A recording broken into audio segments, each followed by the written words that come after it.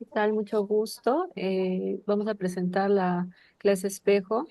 Tenemos a la Universidad Continental, está el profesor Pedro Isaías Flores Triunfitas, es magíster, docente de la carrera de Ciencias y Tecnologías de la Comunicación y de la Facultad de Humanidades, ¿no? El tema que va a dictar es el reportaje y el story time. A su vez, está también el profesor.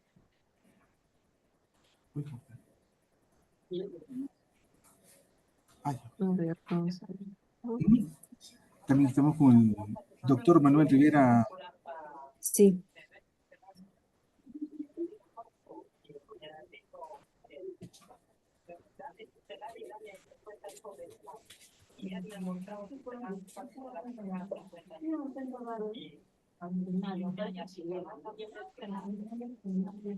Por la Universidad Católica de la Santísima Concepción, Chile, tenemos al doctor Manuel Alejandro Rivera. Él es doctor, docente de la carrera de Dirección Audiovisual y Multimedia de la Facultad de Comunicación, Historia y Ciencias Sociales. El tema que va a dictar es el reportaje Televisión de calidad. Entonces, damos por inicio con la ponencia, profesores.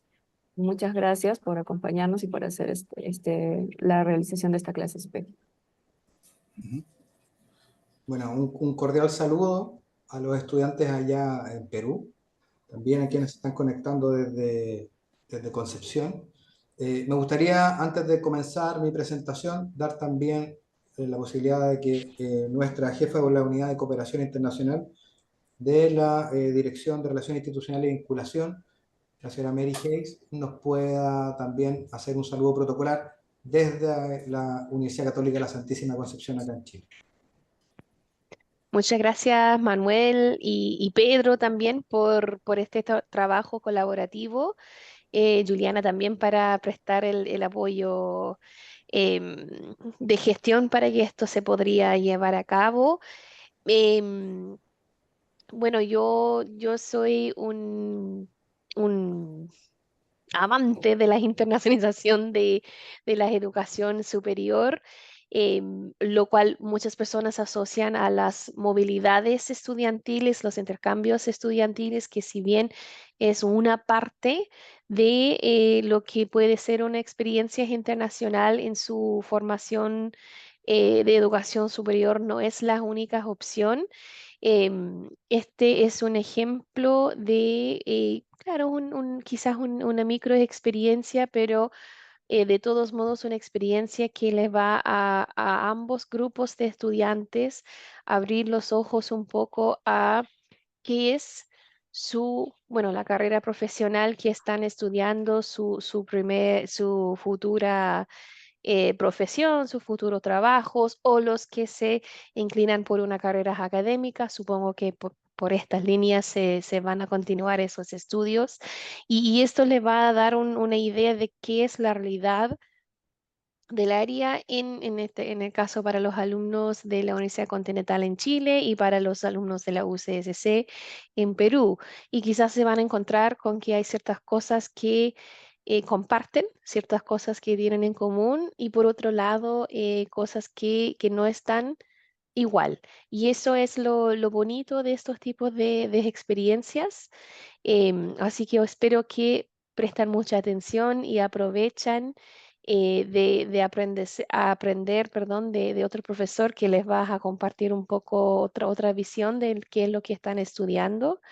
Nuevamente agradecer a los profesores que esto siempre requiere un poco de planificación extra, un poco de trabajo extra, pero sabemos que lo hacen porque están muy comprometidos eh, a sus estudiantes, también a los estudiantes de su institución anfitrión y a estos procesos de internacionalización. Así que muchísimas gracias.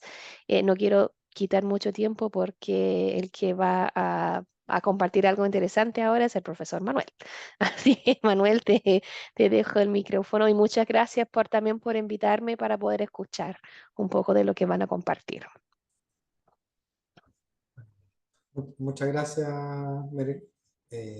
Lo has dicho todo, así que no puedo agregar nada más. Bueno, muchas gracias. Y como decía, muy feliz de poder compartir esta experiencia junto al profesor Pedro también y a ustedes allá en Perú. Me pone muy contento hablar de este tema. Voy a abrir mi presentación. Me confirman luego, por favor, si se logra ver correctamente. Entiendo que debería verse, ¿cierto? Sí, sí, ve. ¿Sí? Ya. Bueno, lo que voy a hablar tiene que ver con el título, ¿cierto?, de nuestra presentación. ¿Se ve, cierto? Bien, perfecto. Sí, acá en Perú se ve bien. Bueno, y que es una discusión que lleva bastante décadas, digamos, y que nos repercute a todos como parte de los procesos de creación audiovisual y de reflexión de contenido, tanto desde la ciencia de la información, de la comunicación, del audiovisual, de la publicidad y, digamos, del marketing. Hay una serie de disciplinas que confluyen aquello que tiene que ver con la calidad de esos contenidos, ¿ya? Para hablar un poco de calidad, que es un término que me imagino que es muy común a lo que se discute en Perú, en Chile, en Latinoamérica, en Europa, digamos. Existe también una contraparte, que no sé si también es el mismo término que ocupan allá en Perú, que es la famosa telebasura, como también se dice. O sea, es decir, un contenido que no tiene calidad se le dice telebasura. Hay autores que defienden aquel concepto y hay otros, por supuesto, que también rechazan ese concepto. ¿Qué entendemos por telebasura? Un académico español, Carlos Elías, dice que es la forma de hacer televisión que se caracteriza por el morbo, el sensacionalismo y el escándalo como una estrategia de atracción. Es decir, fíjense bien que está intencionada y que esa intención es capturar audiencia, es decir, aumentar la visibilización, aumentar el rating, aumentar las cifras de visionado, pero está planificada en su quehacer, como una estrategia.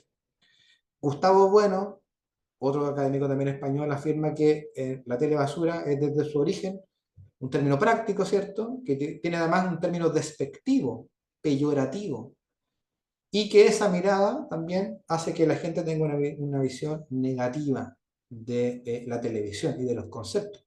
Muchas veces uno dice, no hay nada que ver, dan solo contenido, digamos, que no nos hace pensar, no nos hace reflexionar, y por tanto no es un juicio estético ni valórico, sino que tiene una especie de división, como dice también Gustavo Bueno, respecto a una televisión buena y una televisión mala. Y por supuesto nosotros como creadores también tenemos que reflexionar sobre aquello, sobre lo que estamos haciendo. Por ejemplo, en el ámbito del reportaje. ¿Es un reportaje que va a aportar o que no va a aportar?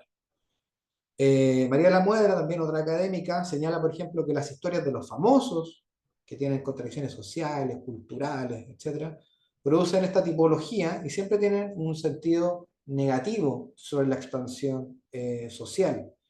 Aparecen, por ejemplo, los valores meritocráticos, propios de la naturaleza, de la sociedad, y que tienden más bien al individualismo. La reflexión es aquí entonces, ¿yo veo en televisión el reflejo de la sociedad o la sociedad se refleja como tiene que ser la televisión? Y sobre eso no solamente discuten estos autores, sino que hay otros autores también que reflexionan sobre lo mismo y es bien interesante, como yo decía, porque nosotros somos parte de esa construcción.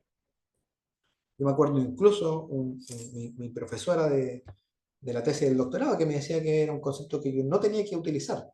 Si yo era creador y quería ser académico, por ejemplo, no podía hablar que un contenido tenía que ser una basura. Muy por el contrario, tenía que ver quizás una oportunidad ahí de generar discusión, de generar reflexión, y no buscarlo como una estrategia intencionada o colocar etiquetas peyorativas a una industria que finalmente también es de mucho consumo. Bueno, entonces, Gerard Inver, académico de la Universidad Carlos III de Madrid, él dice, por ejemplo, que la televisión basura, y esto involucra a todos los contenidos televisivos, ¿ya? Temas de farándula, de concurso, de reality show, programas de escándalo, del área de prensa, etc. Involucra temas, por ejemplo, como la desinformación, esta oscura intencionalidad, que es lo mismo que ya leíamos antes respecto a Gustavo Bueno, que hay una intencionalidad respecto a tergiversar conceptos como el honor, como la intimidad, el respeto, por ejemplo, para traspasar eso luego a el tema público. Por tanto, dice él, eso hace peligrar gravemente la dignidad del sujeto, tanto de quien está en pantalla como de nosotros, como consumidores. Pensemos, por ejemplo, en el caso de los niños que muchas veces pasan una cantidad importante de horas frente al televisor, que el televisor es un recurso, digamos, de distracción, ¿ya? Entonces es complejo desde un tema, desde la responsabilidad ético o moral. En Chile, el Consejo Nacional de Televisión, en Chile, en el año 2013, indicó que el concepto telebasura era el sistema de producción televisiva de bajo costo y de alto impacto, fíjense bien, y que en el fondo habla de o constituye a las personas que son famosas por un tiempo y que intencionalmente muestran los conflictos con el fin de captar audiencia y tener fines de lucro. Pero lo relaciona siempre a los famosos, pensando, por ejemplo, en géneros como el late show, por ejemplo, o el reality show, es decir, géneros televisivos en donde se exponen tragedias personales, tragedias amorosas, escándalos de pareja, de financieros, por ejemplo, peleas, discusiones, agresiones físicas. Es un poco lo que se expone. Y está el componente de que es intencional y que se busca captar audiencia para tener fines de lucro. Es decir, hay marcas y hay empresas que apoyan estos contenidos porque logran insertar publicidad, es decir, imagen de marca, en estos contenidos que tienen un rating y una audiencia importante. En Chile nosotros tenemos programas que se llaman farándulas, programas de farándula o de escándalo. Desconozco si es el mismo término allá en Perú. No sé si habrán... Hay programas, me imagino, háganme así, chicos, si en Perú hay programas de conversación donde se habla de famosos. Ahí veo una mano levantada. Ahí se habla de famosos, ¿cierto? Se habla de sus complicaciones de amor, de sus escándalos, de lo que hacen en su vida privada. Bueno, nosotros acá le llamamos farándula y si bien hace un par de años fueron programas de alto impacto, hoy día la cantidad de programas se ha ido reduciendo. Ha habido una expansión más bien hacia las redes sociales, en donde ellos logran hacer esta difusión de temas personales a través, digamos, de otros canales. De todas formas, igual en horario prime, en horario nocturno, en Chile tenemos a la fecha 2 reality shows en los programas, perdón, en los canales más importantes a nivel nacional y compiten de lunes a viernes 2 reality shows. ¿Ya? Bueno, Ignacio Aguader, profesor de la Universidad Internacional de Andalucía, él dice que para encauzar estos contenidos y hacer más bien un visionado positivo, lo que tienen que haber son las competencias y habilidades que puedan dominar el lenguaje audiovisual y que entreguen educación para generar una competencia televisiva.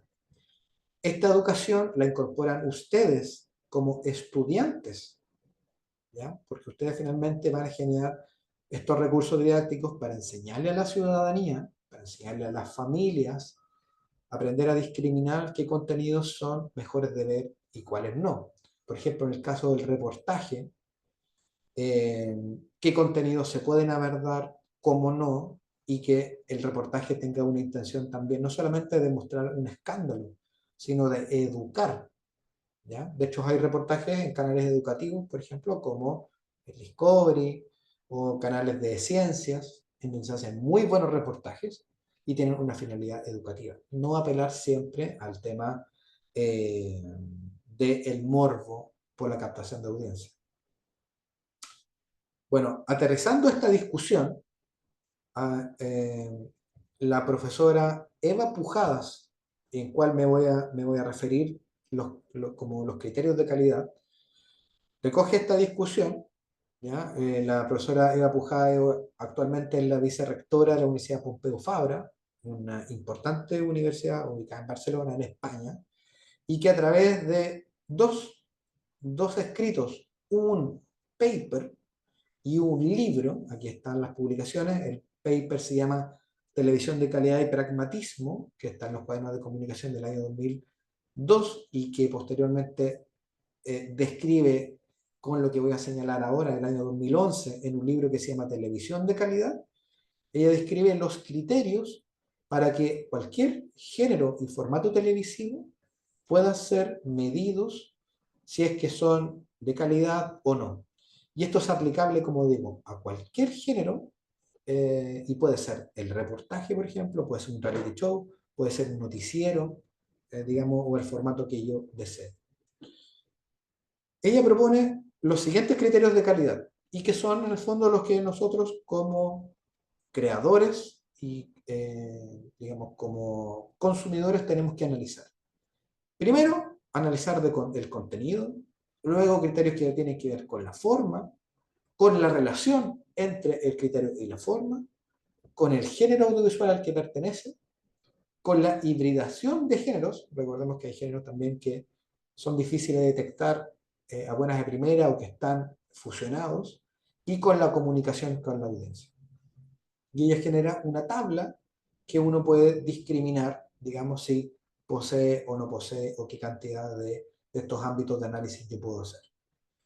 A nivel de contenido, por ejemplo, ella reflexiona sobre la calidad de los temas. Por ejemplo, discusiones que tienen que ver, por ejemplo, sobre cuál es la representación que hay de sexo en, en los contenidos, pensando, por ejemplo, en la pluralidad. ¿Hay más varones? ¿Hay más mujeres? ¿Hay una cantidad equitativa? ¿Hay representación de violencia? Construcción narrativa, verbal, por ejemplo. Y hay representación de los géneros, como yo decía. De género y de sexo. Si es que hay, bueno, en el sexo también, si es que hay desnudos o hay violencia también a nivel de cuerpo. Si es que está intencionada o no. A nivel de contenido, por ejemplo, ¿cómo se presenta eso? ¿Cómo es el discurso? Si es relevante, si es cercano o no, si es de proximidad, si es serio, si es trivial, si es no trivial, si es controvertido, si es realista. ¿Cómo se presenta eso? ¿Cómo es el lenguaje? ¿Cómo son quienes hablan, por ejemplo, en una voz en off? ¿Cómo son los entrevistados? ¿Se les fuerza a hablar de alguna forma? ¿Se intenciona su habla, por ejemplo? ¿Es lo mismo entrevistar a alguien que va a hablar con un lenguaje formal o a alguien que va a tener, por ejemplo, muy poca seriedad, que va a hablar, por ejemplo, con palabras ofensivas, por ejemplo? ¿Ya? Desde la forma se analiza el guión y la calidad técnica. A nivel de guión, por ejemplo, la construcción que tiene este relato. En el caso de un reportaje, cómo está construido desde la estructura, por ejemplo, el planteamiento, el nudo, el desenlace que estamos viendo, cómo están planteadas las tramas, la construcción de personajes, si hay citas a otras fuentes, por ejemplo, etc. Como si yo describiera una película, pero si es que ese guión está analizado. Muchas veces vemos programas, por ejemplo, que no citan a fuentes. Vemos encuestas que no tienen la cantidad de participantes. Aparecen, por ejemplo, reportajes o aparecen notas de prensa que están intencionadas hacia una visión política, por ejemplo, o social, y no están las otras partes. ¿Ya? Entonces, ¿cuál es la objetividad dentro de ti? Y desde la calidad técnica, que es quizás, yo creo, lo más reconocido por la gente, aspectos como el sonido, la fotografía, la iluminación, etc.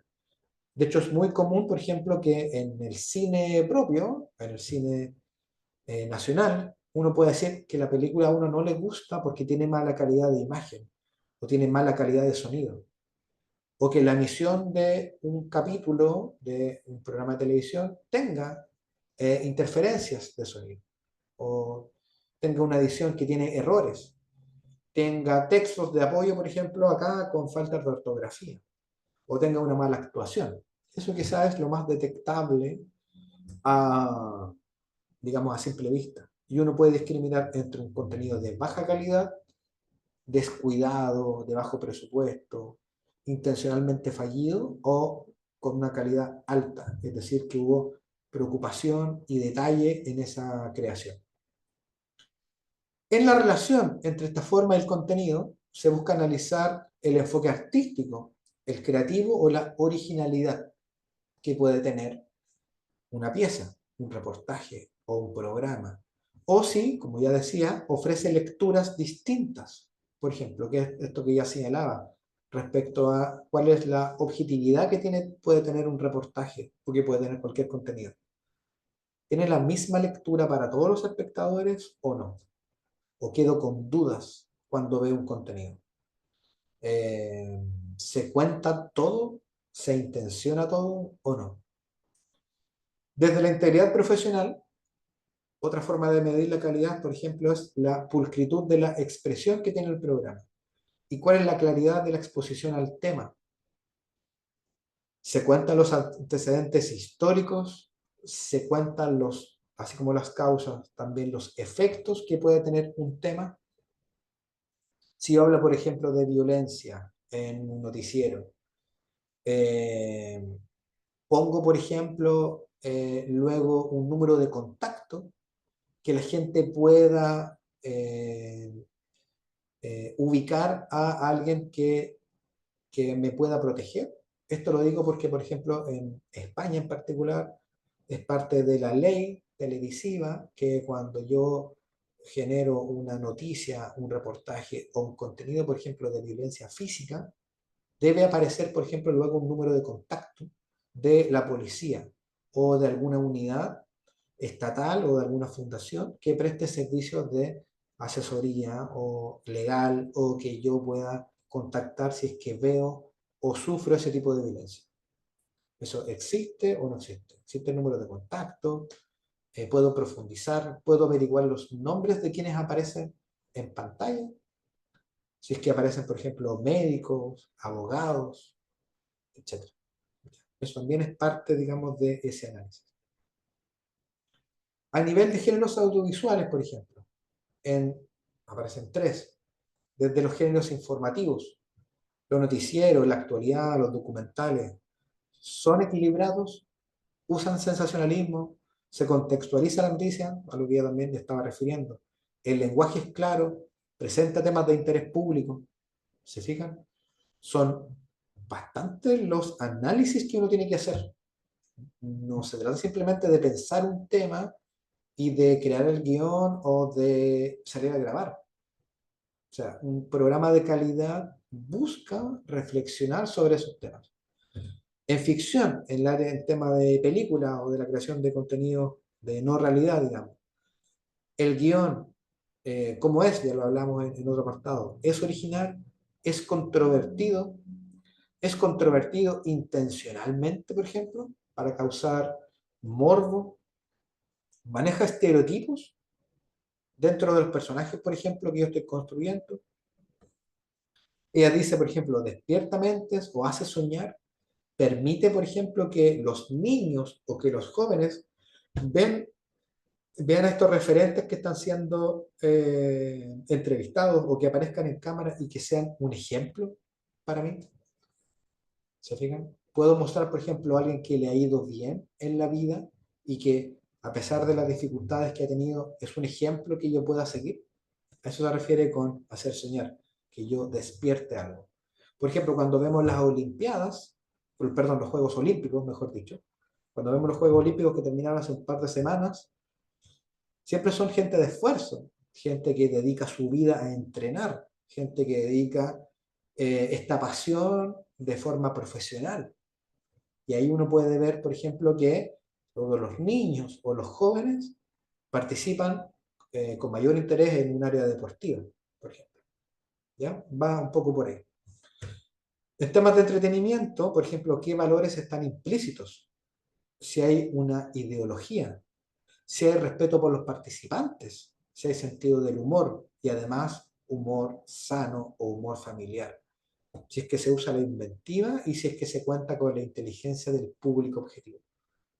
Es decir, que yo no me estoy burlando de las personas, que no estoy haciendo una abstracción de esos contenidos, que no estoy siendo burlesco, sino que estoy enseñando o estoy educando. Y para finalizar, por ejemplo, dentro de la hibridación, ¿cómo es la mezcla de estos géneros? Por ejemplo, del drama, de la acción, ¿cierto? Del romanticismo. ¿Y cuál es la comunicación con la audiencia de esos contenidos? ¿Esos contenidos se exhiben solo en televisión o quedan luego alojados en páginas web, en redes sociales, en blogs? Muchas veces los contenidos televisivos se ocupan como ganchos, por ejemplo. Yo puedo emitir una noticia o puedo emitir un reportaje breve y acotado, pero el producto más complejo está alojado, por ejemplo, en la página web del canal. Y yo debo entrar a esa web o debo hacer un clic o darle like a una red social para tener luego el contenido completo. ¿Cuánto tiempo está alojado? ¿Se puede descargar o no? Por ejemplo, con reportajes o contenidos que tengan que ver con salud, con medicina. Entonces, ¿cuál es la disposición en el tiempo más allá de esa construcción que yo pueda hacer parcializada en televisión? Bueno, con eso cierro. Muchísimas gracias. Esto es parte, como ya decía, de lo que Eva Pujada recomienda, analizar. Como yo decía, esta es la referencia. Puedo ubicar este paper que se llama Televisión y Calidad y Pragmatismo. Lo pueden descargar. Una búsqueda simple en Internet y revisar ya el libro en profundidad en donde están estos criterios. La idea simplemente es hacer una tabla y ver, ir chequeando si se cumple o no algunas de estas referencias. Si la mayoría, si el 50 más 1 de la televisión, o perdón, de los criterios se cumplen, yo puedo hablar que estos contenidos de televisión son de calidad. Y por tanto, nuestro rol como comunicadores estaría digamos, a disposición de una buena formación y sería ético tanto conmigo, pero también con mi audiencia que me está consumiendo esos contenidos. Esa es mi presentación y luego obviamente vemos las consultas que tengan. Muchísimas gracias. A ti, Manuel, muchas gracias por la ponencia, la conversación. Aquí los alumnos han estado muy atentos. Son alumnos de la Universidad Continental. Acá estamos en Huancayo, hay un sol hermoso. La temperatura, estamos ahorita a 16 grados, pero ya estamos en época de lluvia. La gente aquí es muy amable y seguramente van a hacer algunas preguntas o de repente unos comentarios, porque son alumnos ellos son ya de décimo. Entonces, por acá, cuando tú gustes, Manuel, te van a estar escuchando. A ver, por ahí. ¿Alguna interrogante por ahí? Ratito, por favor. No sé Ratito. si hay preguntas o comentas tú ahora, Pedro. Veo que Felipe tiene una pregunta. Felipe de acá Hola, de Chile. Hola, Felipe. sí. Bueno, yo tengo dos consultas. Lo primero, me llamó la atención lo que habló al principio, donde hablaba como de la publicidad, que por así decirlo buscaba el morbo y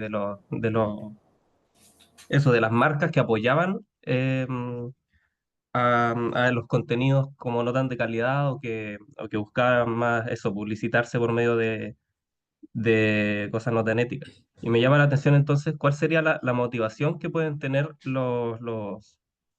las compañías de, no sé, de televisión o los canales para impulsar los contenidos de calidad, si no es por así decirlo, por el dinero o por el medio económico, que es lo que paga realmente?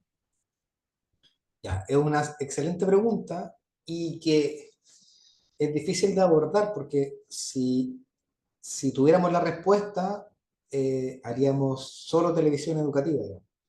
Acá ocurre que los auspiciadores velan por así decirlo, por su ganancia financiera. Hay obviamente una imagen de marca que ellos cuidan, pero también a ellos les interesa llegar a la máxima cantidad de personas posible, o a su público objetivo, mejor dicho. Por tanto, si un programa le va bien, ellos van a pagar por estar ahí.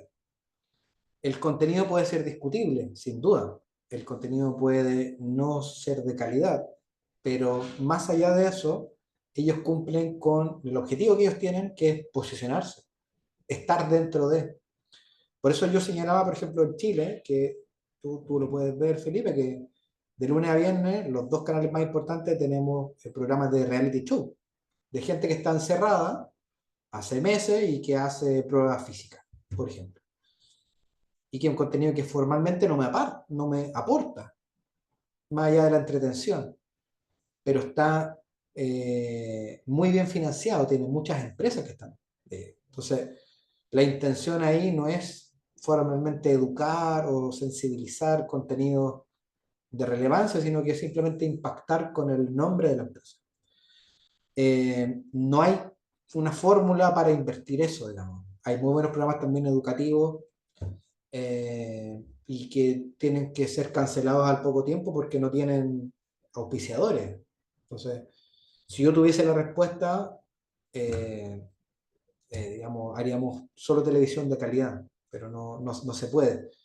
Piensa cómo lo harías tú, por ejemplo, si fueras el encargado de marketing o el gerente de una empresa que tiene que estar en los medios, que tiene que estar impactando, probablemente igual pagaría esa publicidad en los programas que les va bien en rating, que tienen buena audiencia, y preferiría pagar la exhibición de publicidad en ese programa que le va muy bien versus quizás uno que no tenga tanta audiencia, pero que sea quizás educativo, que sea infantil o juvenil. Entonces hay una disociación ahí entre lo que yo veo o consumo versus luego lo que las marcas proponen. Y lo otro está también, solo para cerrar y no que sea tan extenso, es nuestra responsabilidad, también como consumidores. Porque si a ese programa le va bien, o los programas de escándalo que quizás también hay en Perú, es porque la gente los ve. Por eso existen. Por eso se dan contenidos así, porque la gente los ve y los consume. Si no se consumieran, no les iría bien. Entonces es una rueda entre donde yo quiero invertir y qué es lo que yo consumo, lo que yo veo. Pensémoslo, por ejemplo, nosotros en nuestro móvil. Todos tenemos un teléfono móvil y ¿qué es lo que consumimos? Teniendo todo el mundo educativo y el Internet aquí en nuestra mano. Vemos, por ejemplo, temas de museos, usamos el Google Maps para conocer países, quizás nos pasamos más tiempo en redes sociales, riéndonos. ¿Se fijan? Entonces, muchas veces criticamos al medio o a la industria, pero nosotros hacemos exactamente lo mismo. Preferimos entretenernos y ver contenidos livianos que temas que quizás aborden un tema más de experiencia social importante. Y ahí con eso cierro porque me extendí harto. Espero haber abordado, Felipe, la respuesta. Sí, gracias. Y también si pudiera compartir la presentación, a lo mejor por aquí por el chat, eh, Cuando lo enviemos agradecería. el link con la grabación, le voy a subir también la presentación y va a llegar a toda la carrera. Ya, vale. Gracias. ¿Ya? Muy bien, muy bien. Por ahí tienen una pregunta, Manuel, de acá están desde Lima, Perú. Ah, perfecto. Señorita, ¿cuál es tu apellido? La señorita Karen Peralta. Un poquito fuerte para que te pueda escuchar. Adelante.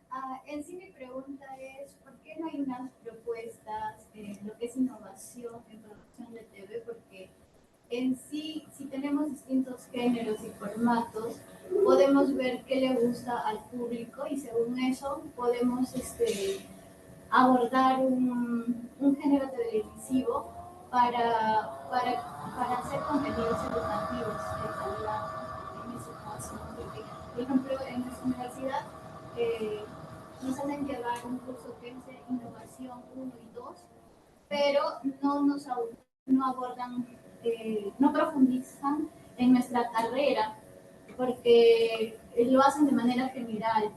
Y si hubiese un curso de esos, aquí mis compañeros podrían haber innovado realizando proyectos audiovisuales para TV, radio, hasta cine, ¿no? Porque a veces muchos se dejan llevar por contenidos que ya existen y no buscan ver la problemática social y cómo le pueden abordar también para lo que es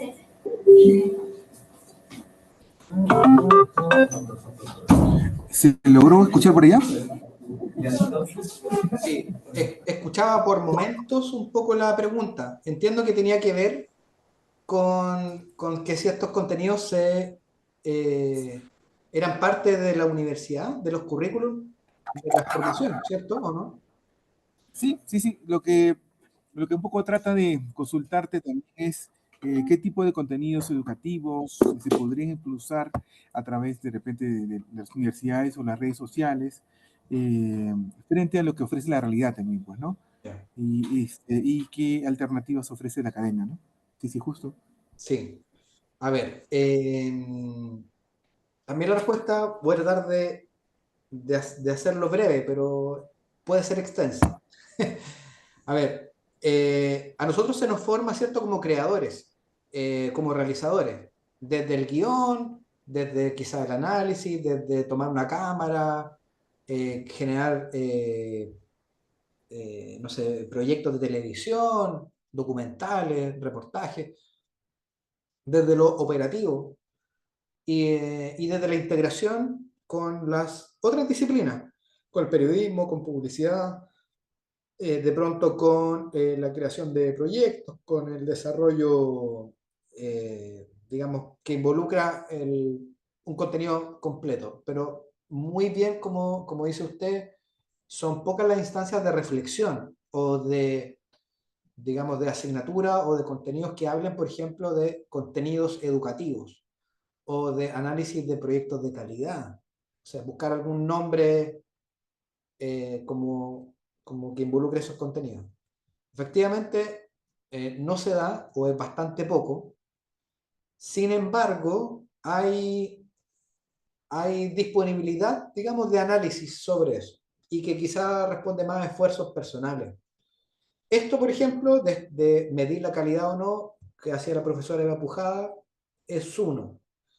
Hay otro que yo recomiendo a todos que busquen, que se llama Curriculum Alphamed. Alphamed. Lo voy a escribir, no sé si después profesor Pedro lo puede compartir. Alphamed. Y que es parte, Correcto.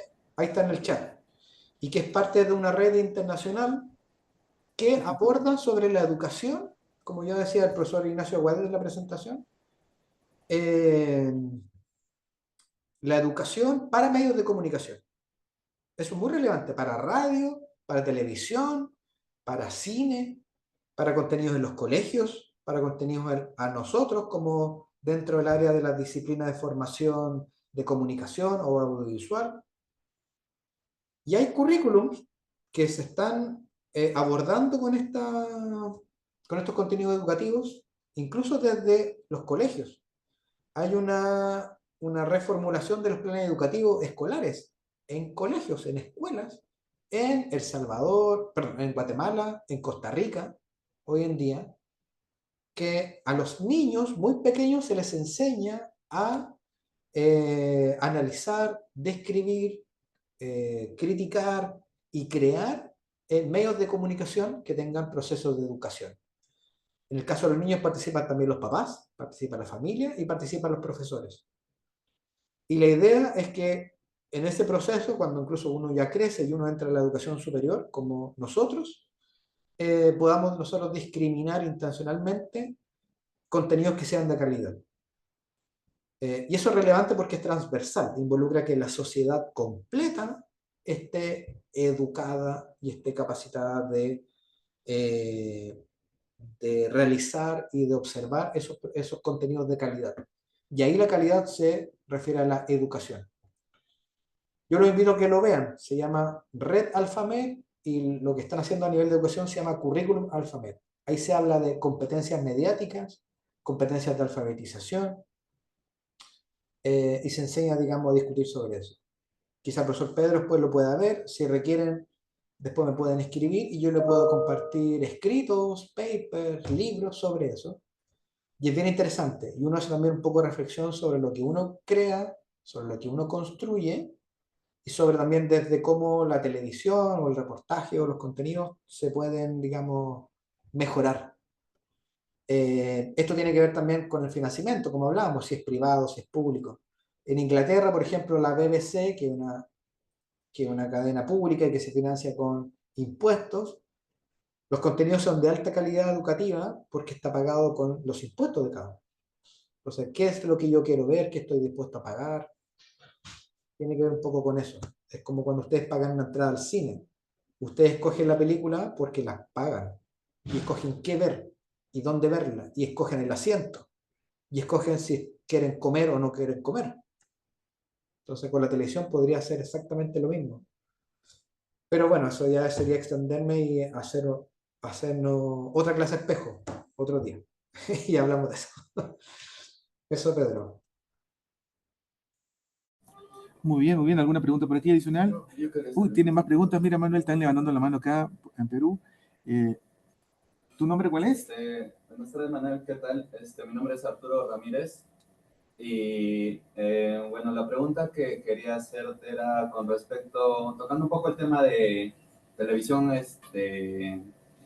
basura, era como lo mencionabas, ¿no? Hace un momento que la televisión en sí, en estos aspectos, sobrevive gracias a los auspiciadores.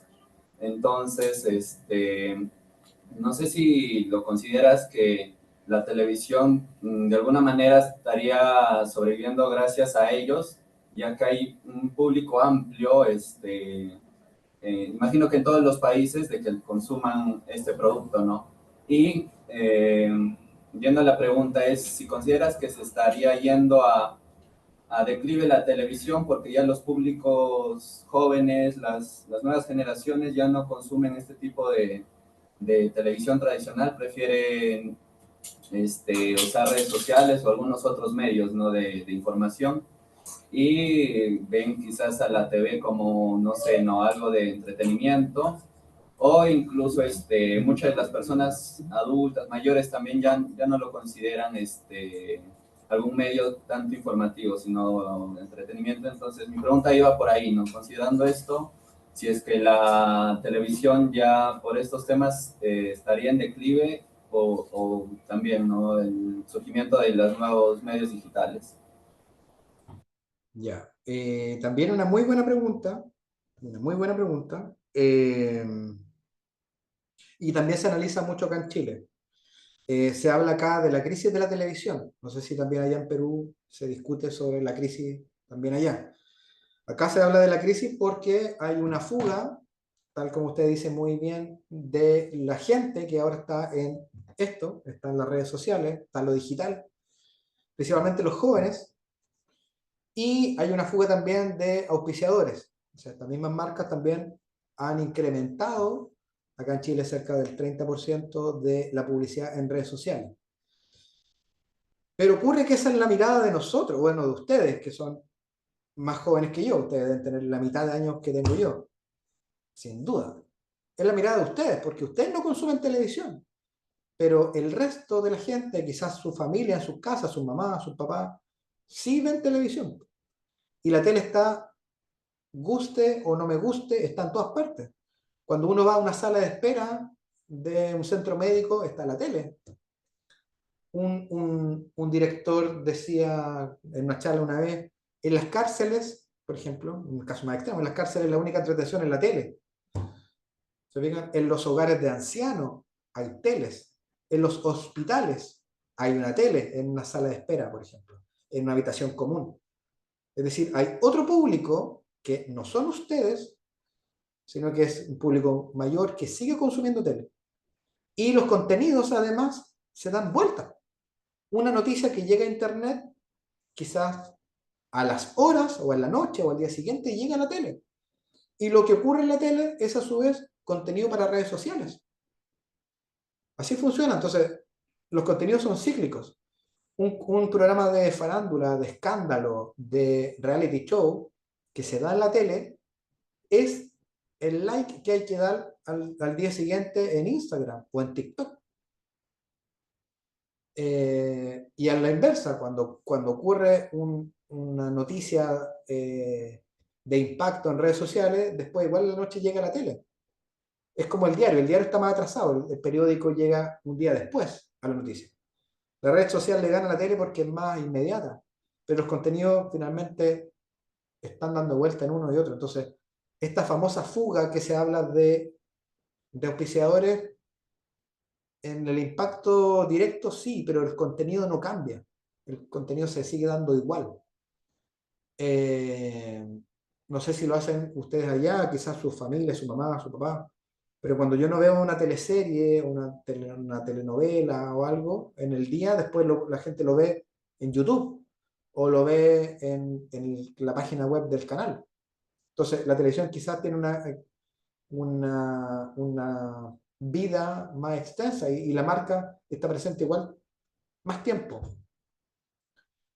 Entonces es difícil de abordar y esta fuga quizás no es tanto, no es tal. Como digo, hay que diferenciar entre las capas más jóvenes de la población y la gente más adulta, y la gente adulta sigue dando televisión.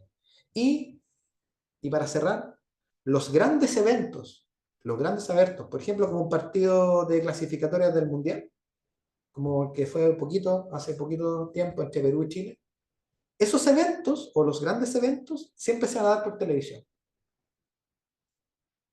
Entonces, y ahí la red social queda más afuera. Yo solo me puedo enterar no sé, por redes sociales del resultado, pero la transmisión y todo el país va a seguir viéndolo por televisión. Los Juegos Olímpicos por televisión. Y así, los grandes eventos. Entonces, en eso la televisión le gana y la red social queda aparte. Pero eso también nos da para otra sesión, si no me voy a alargar. No sé si respondí un poco la consulta. Así es. Muy bien, Manuel. Entonces, vamos avanzando. ¿Qué te parece? Vamos avanzando con las actividades. Voy a ver si la cámara me da acá. Para poder enfocarlo, si no, muevo la cámara. Tú miras, Manuel, la proyección de la PPT, ¿tú lo proyectas allá o o me das acá la proyección? Ahí estamos. Ya estamos con la cámara, Manuel. Ya, yo la estoy abriendo aquí ahora. Igual tengo yo una copia acá para poder guiarme y para poder ir avanzando. No hay problema. Ya está. Ya estamos listos. Ahí está. Ahí está. Sí, muy buenas tardes, estimado Manuel. Muy buenas tardes a todas las personas que se van conectando a esta actividad. Vamos a complementar lo que ha dicho Manuel desde la mirada de Perú, pero también vamos a hacer un pequeño giro, porque acá en el tema de los reportajes, la técnica que se utiliza es un mix entre reportaje y documental. O sea, hay una tendencia muy interesante, sobre todo en la producción audiovisual acá en Perú. Si bien es cierto, las características que he mencionado también son muy similares, pero también vamos a ir englobando algunos aspectos importantes en el tema del documental, porque la técnica que se utiliza aquí en Perú es la técnica del documental. Hay cuestiones muy parecidas en el documental y en el reportaje, que por ejemplo tenemos los planos, tenemos la investigación, ¿no? También tenemos un poco la búsqueda, la preparación, que difieren cada uno. Luego en el tema periodístico, en el tema cinematográfico, es muy importante, pero viendo también ese tema, lo hemos girado acá, sabiendo la tendencia también acá de Perú, para poder complementar con ese tema. La siguiente, por favor. La siguiente, PPT, por favor. Vamos avanzando. Muy bien, seguimos. Veamos la siguiente. Entonces, vamos un poquito para atrás, y para atrás. Ahí está, perfecto. En el caso del Perú, hay mucha influencia en el tema audiovisual. La influencia es muy, muy marcada, porque te explico. La influencia del tema del reportaje documental, que está muy en paralelo, está muy marcada acá en Perú por la fotografía. Y luego ya con la aparición de las primeras cámaras o formas de poder registrar, comienza a cambiar ese tema, ¿no? Y luego ya con la aparición de Entel en la década de los 70, que es la primera propuesta educativa que ocurre en el Perú. Entonces, eso es lo que estamos viendo, pero en ambos casos se vincula mucho el tema de la captura de la realidad y de lo cotidiano. Como vemos los autores ahí, en Corner, Rosenthal y Nichols. O sea, en la línea sigue siendo la ruta adecuada para seguir en ese tema. Seguimos, por favor. La siguiente. Seguimos, por favor. Ese es un poco Nanook. Es el primer documental que también tuvo mucho impacto y mucha influencia en el tema de los reportajes. Y te cuento, Manuel, por ejemplo, ¿sabes por qué? Porque en el tema de Nanook, después en la década de los 80, 1980, hay un periodista que se llama Alejandro Guerrero, que en el Canal 5 difundía reportajes y usaba la técnica del documental para el reportaje. Lo usaba muy bien acá en Perú. Y por eso tenemos mucha influencia en ese tema. Y como dice ahí Frederick Wiesemann, se explora mucho lo complejo, el tema social y el tema profundo en estos casos, ¿no? Y también se incluye mucho el tema de la antropología, la historia y estudios ambientales, tomando en cuenta un poco las realidades que cada país tiene. Adelante, por favor. Entonces, aquí viene una línea de separación. ¿Por qué? Porque hasta los 60, la técnica, se sabe, en Perú era el cine verité en el tema del reportaje, y ya con la aparición de 1970, con la aparición de Entel y acá en Lima, ya comienza a cambiar un poco la estructura de cómo plantearse una propuesta a nivel audiovisual. Y sobre todo el tema del argumento. En el tema del argumento y sobre todo también en el tratamiento del tema, como dice Eckhart ahí en el PPT. ¿Seguimos? Siguiente, por favor. Y entonces, acá tenemos un aspecto interesante. Entre el documental y el cine de no ficción. En ese aspecto, Ospina y Escobar, por ejemplo, señalan que el cine de no ficción es algo presente, es algo futuro y está vinculado mucho a la etnografía visual. Ya, aquí aparece el término de etnografía visual vinculado al tema del reportaje. ¿Por qué? Porque guarda en relación, sobre todo, a las características, a la idiosincrasia que tiene cada país. Y se complementa con el otro en el tema de la descripción y el registro audiovisual de una realidad. Siguiente, por favor. Vamos a seguir avanzando. Pasemos a la siguiente. Bien. Entonces, acá vemos un aspecto interesante. Tanto en el reportaje como en el documental se registran eventos, lugares y cuestiones sociales. Esa era una corriente de Smith y Nichols. Luego también tenemos la Nichols y Brucey, que señalan que es una creación interpretativa. Ya comienza a plantearse un poco este tema. ¿Sabes cómo comienza a plantearse ese tema acá en Perú? Con la aparición de un programa que se llamaba Contrapunto. Acá en la década de los 80 y parte de los 90, en el Canal 2 existía un programa que se llamaba Contrapunto, cuyo director se llamaba Julián Cortés, que en paz descanse, porque a él yo lo tuve como jefe cuando yo trabajé en Canal 7, ¿no? Entonces, él marcó todo un hito en ese tema de la creación de una propuesta audiovisual en Perú, porque Contrapunto fue el programa estrella por varios años, por más de 10 o 15 años fue el programa estrella. Ahora ya sigue otra temática vinculada al tema de reportajes.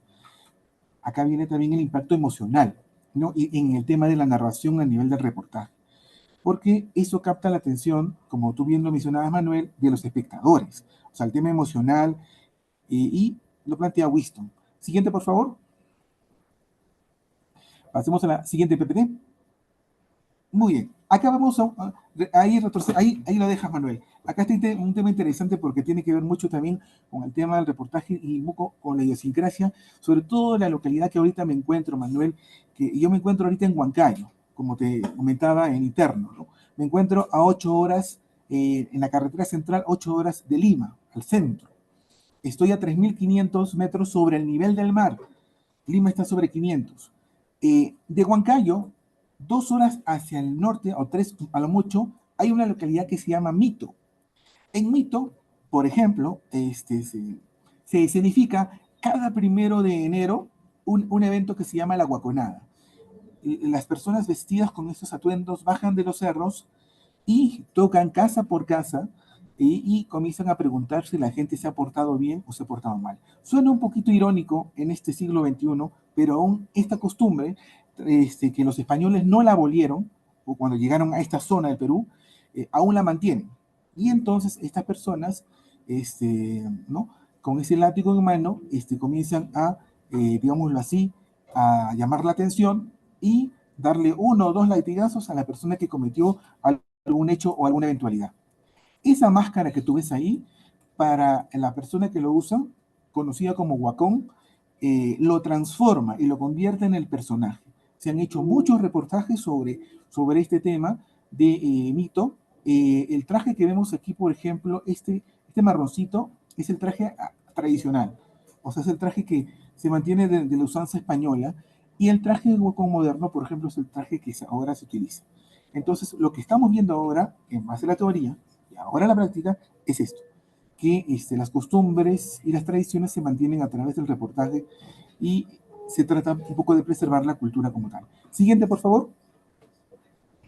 Veamos la siguiente. Ya, igual, acá vemos también cómo las personas van danzando con este traje típico de la guaconada, ¿no? En la localidad conocida como Mito, de Huancayo, donde estoy yo, que en la sede de la Universidad Continental, está 3 horas más o menos hacia el norte. Y bueno, es una localidad que solamente se ve gente en esa época del año. Siguiente, por favor. Y entonces tenemos allí la preservación de la información y la preservación de la memoria, que también se utiliza a través de los reportajes. Por ejemplo, acá en Lima, para los que estamos, los que vamos y venimos de Lima, Huancayo, viajamos constantemente a diferentes rincones del país, ¿no?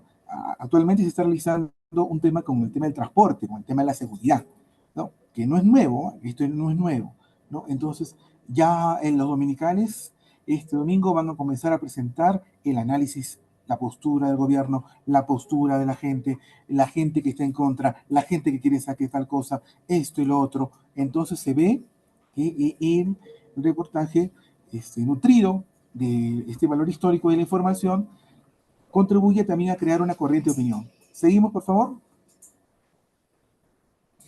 Siguiente, por favor. Muy bien. En ese sentido también tenemos un poco el tema de que tanto el reportaje como el documental se vinculan mucho al tema del psique social. Acá viene un tema interesante, Manuel, que lo desarrolla David Attenborough, que mezcla los dos términos, porque tanto el reportaje como el documental puede crear un concepto visual y mental en el ser humano. Por eso él lo denomina el psique social. O sea, comienza la gente a crear situaciones en la mente. Y esto también puede crear y propiciar un diálogo que puede ser significativo como puede ser contrario. Siguiente, por favor. Siguiente, por favor. Entonces, acá tenemos que tanto Figueral como el Love tienen una investigación, está ahí en inglés, y que habla del reportaje y también el documental de cómo se desarrollan estos procesos de investigación. Este trabajo es interesante, ¿sabes por qué? Porque también plantean datos novedosos.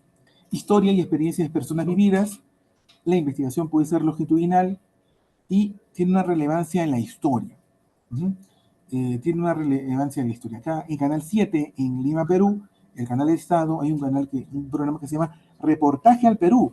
Y Reportaje al Perú, a través de Manuel Castillo, un reportero que lo conozco, viaja por diferentes lugares recogiendo las riquezas y las novedades tomando en cuenta su punto de vista, ¿no? Y esto también genera una influencia en la historia. Veamos la siguiente, por favor. La siguiente, por favor. Muy bien.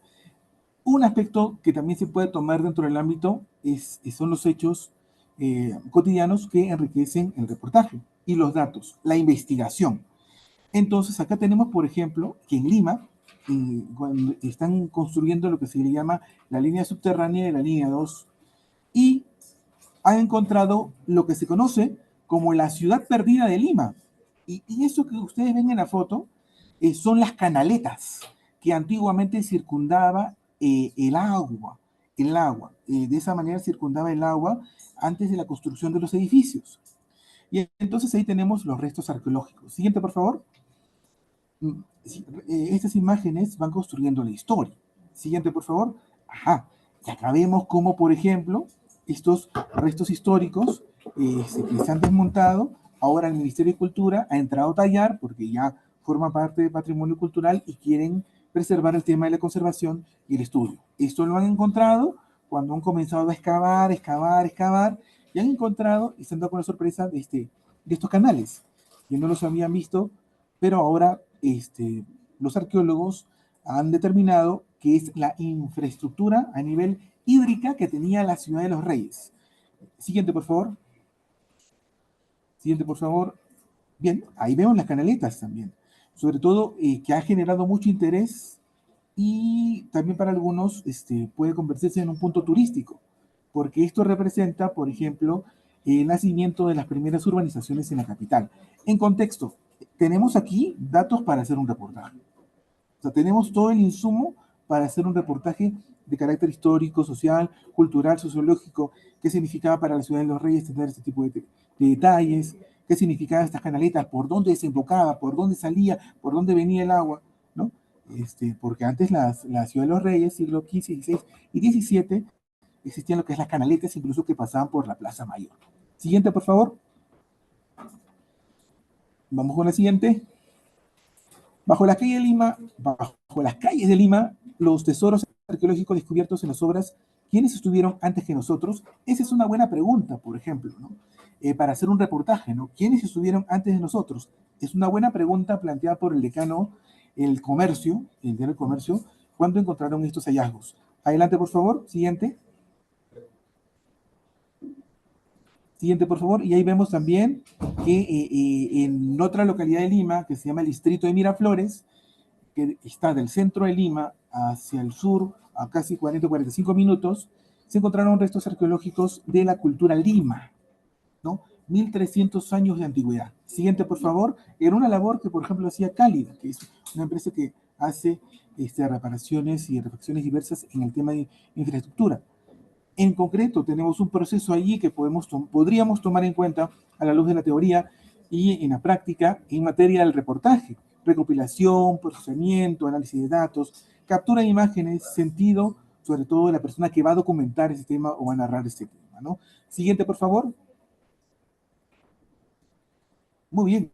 Y acá viene un elemento importante que también lo citó Manuel y yo lo vuelvo a reforzar, y es el tema de la entrevista a profundidad, porque al establecer preguntas por bloques o preguntas, nos van a permitir a nosotros poder recoger información diferente a lo que teníamos en cuenta. Por ejemplo, ¿sabías tú que el himno nacional del Perú, en materia de su restauración y mejoramiento, tuvo que ver un italiano de apellido Rebagliati, 1901, esa tonadita que escuchamos del himno nacional del Perú, ¿no? Tan tarán, tan tarán, tan taracatata, y todo ese preludio fue hecho por un italiano, Carlos Rebagliati, y todo eso también ha formado parte de una entrevista exhaustiva que han realizado historiadores aquí en Perú.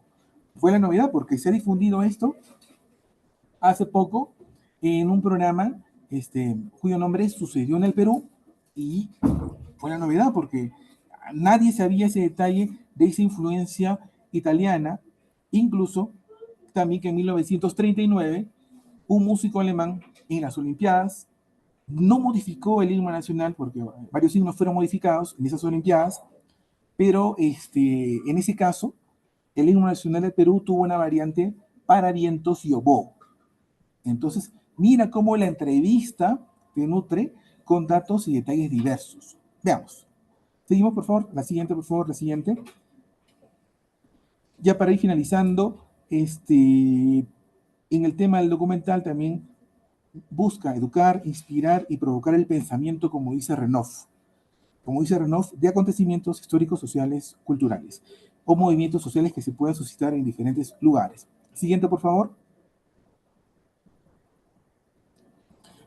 Las sugerencias, también tenemos propuestas de tipo expositivo, poético o también documental. Ese es un poco el estilo que cada persona pueda tener al momento de desarrollar su propuesta audiovisual. Estos estilos los plantea Renoff y se ven de alguna u otra manera en algunos programas como Sucedió en el Perú, o también se ve, por ejemplo, con Reportaje al Perú, y otros programas más y otras propuestas más que uno puede ir indagando. Siguiente, por favor. Siguiente, por favor. Pasemos a la siguiente, Manuel, ya para ir avanzando por el tema del tiempo. Ya. Algunos estudiosos en Lima señalan que el reportaje también se nutre del documental y tenemos algunas propuestas documentales que nutren también la historia del reportaje como Psycho o Fahrenheit, ¿no? Lo de Michael Moore, ¿no? En este caso da a conocer un poco el tema de la situación de la salud en Estados Unidos, ¿no? Todo no es color de rosa como se vende, ¿no? Y él lo descubre y luego los noticieros y los canales se nutren de eso. Siguiente, por favor. Siguiente, por favor. Muy bien, ahí tenemos algunos aspectos que pueden ir tomando a nivel de investigación, hecho por Bosic, Calzolo y Mauro, el movimiento de las imágenes. Este es un paper muy interesante que vale la pena poder revisarlo. En su momento también sirve de apoyo, sobre todo cuando uno va a analizar tanto el documental como el reportaje. Esta investigación es hecha en el año 2024. Siguiente, por favor. Es reciente este dato. Muy bien, y algunos datos importantes que vemos allí. Siguiente, por favor. Y finalmente, tomar en cuenta que el reportaje, acá en Perú, tiene esa corriente a nivel de la técnica del documental, o sea, usa la técnica del documental, se nutre mucho de ella, pero también el reportaje a nosotros nos permite tener una mirada de los hechos sociales, culturales. Acá también hay mucho escándalo, el tema del espectáculo también, con un programa que se llama Magali Medina, pues, ¿no? También genera muchos temas ahí, pero también se está tratando de volver a esa tendencia antigua del análisis. ¿Por qué? Porque en los últimos 5 o 6 años, en el tema del reportaje se había perdido el tema del análisis, se buscaba mucho el tema de la primicia, y por la rapidez de las cosas, se perdía mucho el tema de la veracidad de lo que uno estaba afirmando. ¿Por qué? Porque, claro, tú puedes decir, sí, esto y lo otro, y, ¿no? Y las redes, ¿no? Llevan ahora a las nuevas generaciones a ser tan rápidos, pero no a verificar. Y entonces, desde la academia y desde diferentes lugares se está brindando sugerencias para que también se mantenga el tema de la rigurosidad, sobre todo antes de publicar algo, ¿no? Antes de publicar algo, revisarlo, como decían antiguamente, ¿no? Pasar por 5 o 6 ojos antes de publicar, ¿no? Porque si no se pierde la credibilidad dentro de una organización. Muy bien, listo, Manuel. Acá estamos entonces ya cumpliendo con el tiempo. Muchas gracias. Y acá estamos con los alumnos también de la Continental. Si tienen alguna pregunta por aquí.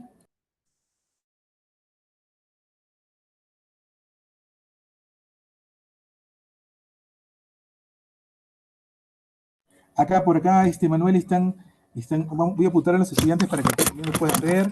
Están por acá todavía. Todavía quedan por acá. Entonces, ya para ir culminando, Manuel, ¿alguna pregunta por ahí? Ya, no sé si está... Hola, hola. No sé si hay más preguntas.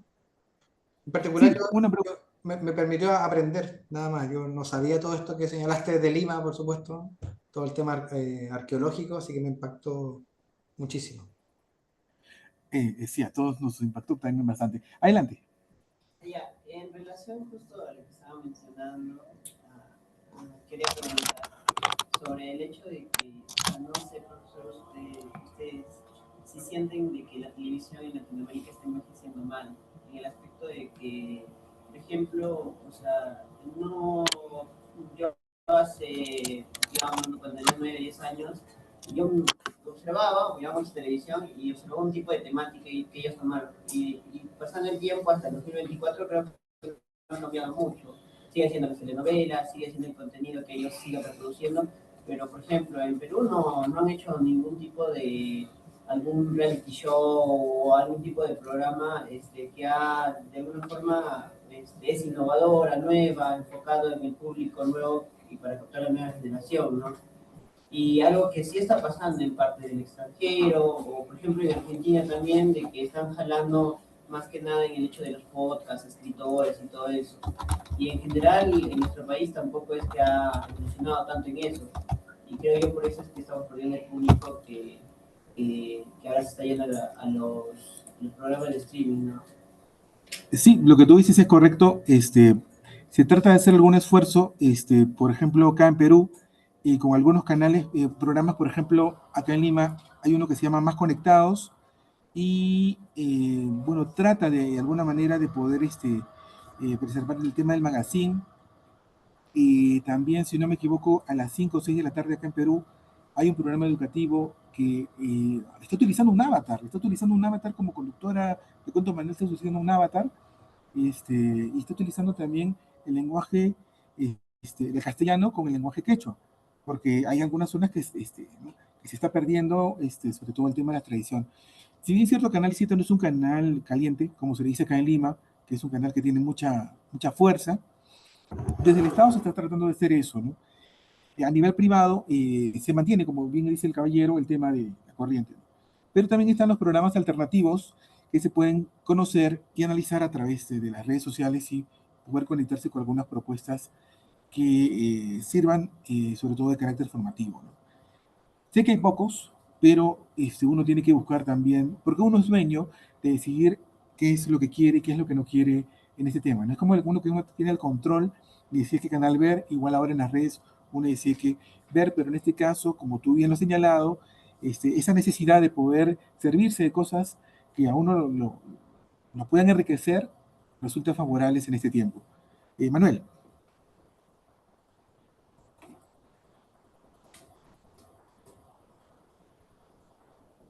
Y ya estamos, Manuel, con el tiempo, Manuel. Estamos acá a las 3:51 de la tarde. Sí, acá van a ser las 6 de la tarde. 6 de la tarde, sí, ya van a ser las 6 de la tarde. Muy bien, Manuel, entonces, quedamos listos y predispuestos de repente para hacer alguna próxima actividad contigo. Y como siempre, es un agrado y enorme también mantener la comunicación y pues y agradecer siempre la buena disposición de ustedes por allá. No, encantado de participar. Como yo decía, voy a tener la grabación, después una vez te la puedo hacer llegar y tú la compartes con los estudiantes allá. Así que mis saludos allá en Perú, espero que estén muy bien. Están despidiendo de ti, Manuel, mira, fíjate por ahí, fíjate, están dividiendo por ahí. Por ahí, te despiden por ahí, por favor. Te pueden despedir por ahí. Ahí está, están despidiendo por ahí. Gracias. Gracias, también te dicen. Que estén muy bien. Igualmente, muchas gracias, profesor Manuel, profesor Pedro, de parte de la Dirección de Relaciones Internacionales de la Universidad Continental. Les damos las gracias y ha sido muy provechosa la clase Espejo el día de hoy y esperamos trabajar en conjunto a futuro. Que tengan buenas tardes. Ya pues, muchas gracias. Que estén muy bien. Muchas gracias. Adiós, un gran saludo. A ti, muchas gracias, Manuel. Nos vemos pronto. A ti, Geneserita Calles y Juliana también, muchas gracias. Muchas gracias. Nos vemos.